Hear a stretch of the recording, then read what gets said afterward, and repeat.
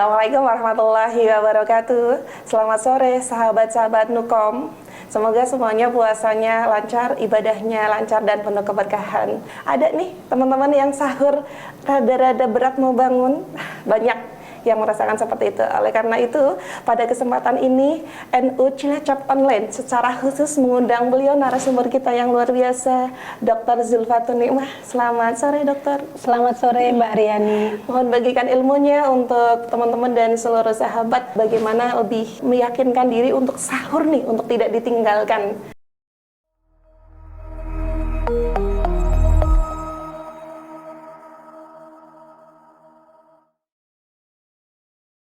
Assalamualaikum warahmatullahi wabarakatuh. Puasa dan sahur memiliki hubungan yang sangat erat. Apa hubungannya? Yang pertama, secara hukum sahur adalah sunat bagi orang yang akan berpuasa. Sunat itu artinya apabila dilakukan kita mendapatkan pahala, mendapatkan tambahan kebaikan, dan apabila ditinggalkan maka kita tidak berdosa.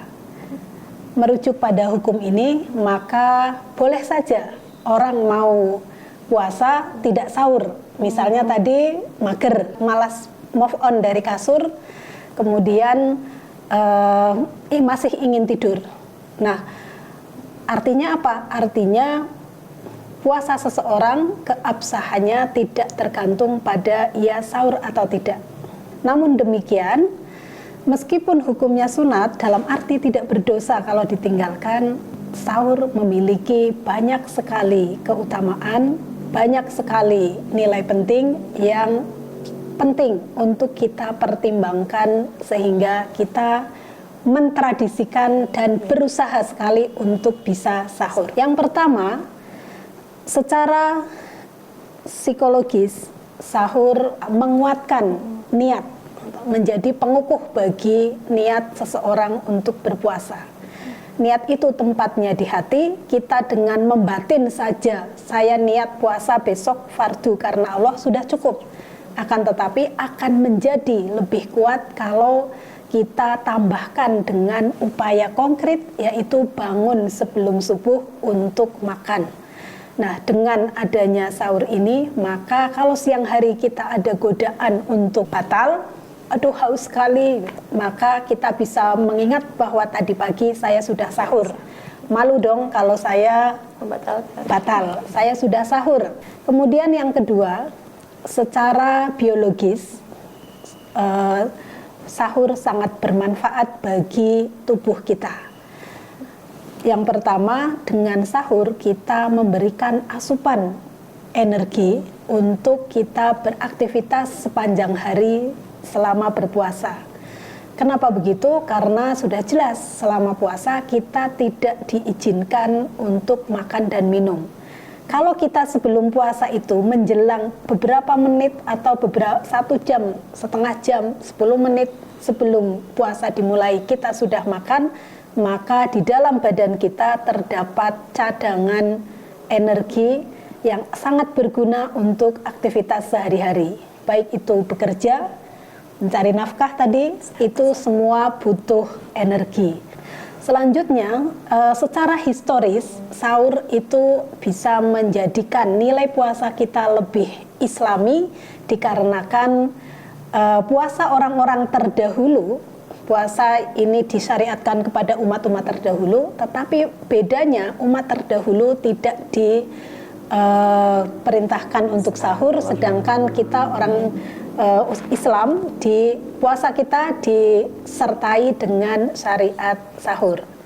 Kemudian manfaat selanjutnya adalah dengan kita sahur, maka kita juga punya kesempatan untuk melakukan tambahan amal baik, yaitu menyiapkan sahur bagi orang-orang terdekat kita, terutama ini bagi orang yang tinggal bersama keluarga atau teman-teman, beda dengan orang yang tinggal sendirian. Nah, ketika sahur, apakah kita seorang ibu, seorang ayah, seorang kakak, yang kita bisa berkesempatan mau mendapatkan kebaikan tambahan, membangunkan keluarga kita yang sahur, menyiapkan makanan, memanaskan makanan, masak dan sebagainya, yang dengan itu maka ada lagi tambahan baru bagi puasa kita. Kita tahu bahwa di bulan Ramadan amal-amal baik kita dinilai lebih oleh Allah Subhanahu wa taala, baik yang bersifat ibadah mahdoh seperti puasa dan sholat maupun ibadah-ibadah sosial. Yang lain lagi, kita juga akan terhindar dari rasa lapar. Nah, secara teoritis rasa lapar itu bisa menjadikan seseorang melakukan perbuatan-perbuatan yang tidak baik. Dorongan rasa lapar seringkali menjadikan orang melakukan perbuatan yang anarkis. Maka ketika kita puasa, kemudian sebelum puasa kita sudah sahur, potensi untuk melakukan keburukan karena dorongan rasa lapar itu akan berkurang dengan sendirinya.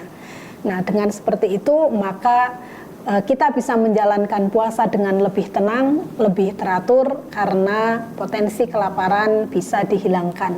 Dan kembali ke alasan yang sebelumnya tadi, dengan punya tenaga yang cukup, kita juga lebih bersemangat untuk melakukan hal-hal yang normal. Jadi bukan waktunya dihabiskan untuk berlemes-lemes, karena lemas saya sepanjang hari tidur adalah ibadah, ya memang itu benar. Tetapi ada banyak sekali ibadah yang bukan berupa tidur kalau kita tidak kelaparan dan tidak lemas. Nah, maka sahur adalah menyiapkan diri untuk berpuasa dengan lebih segar, lebih siap melakukan banyak aktivitas, lebih banyak beribadah, dan jenis ibadahnya lebih bervariasi, tidak hanya tidur. Kemudian yang lain lagi adalah dengan berpuasa, dengan sahur maksud saya, kita juga punya kesempatan untuk menambah ibadah yang lain lagi, yaitu melewati masa yang oleh Allah disebutkan sebagai masa yang doanya mustajabah, yaitu masa prasubuh. Masa sebelum kita menjalankan sholat subuh itu disebutkan sebagai waktu yang mustajabah untuk berdoa. Setelah kita selesai sahur, kita menunggu subuh, kita bisa menggunakan waktu kita untuk sholat tahajud, sholat sunat yang lain, sholat hajat, bisa juga untuk bertadarus, sehingga ketika kita melangitkan doa-doa kita di waktu tersebut, maka janji Allah adalah lebih memiliki peluang untuk dikabulkan. Jadi mempertimbangkan manfaat-manfaat tersebut, saya rasa sangat sayang untuk kita melewatkan sahur. Bangun memang membuka mata itu mungkin berat, tetapi lebih berat lagi kebaikan-kebaikan yang akan kita dapatkan bobotnya apabila kita bangun sahur. Badan segar, puasa lebih nyaman dan tenang, kemudian catatan kebaikan-kebaikan kita lebih banyak. Saya kira itu beberapa manfaat sahur yang patut kita pertimbangkan, sehingga kita usahakan, kita ikhtiarkan untuk sebisa mungkin bangun dan sahur. Terima kasih. Wallahul muwaffiq ila aqwamit thoriq. Assalamualaikum warahmatullahi wabarakatuh.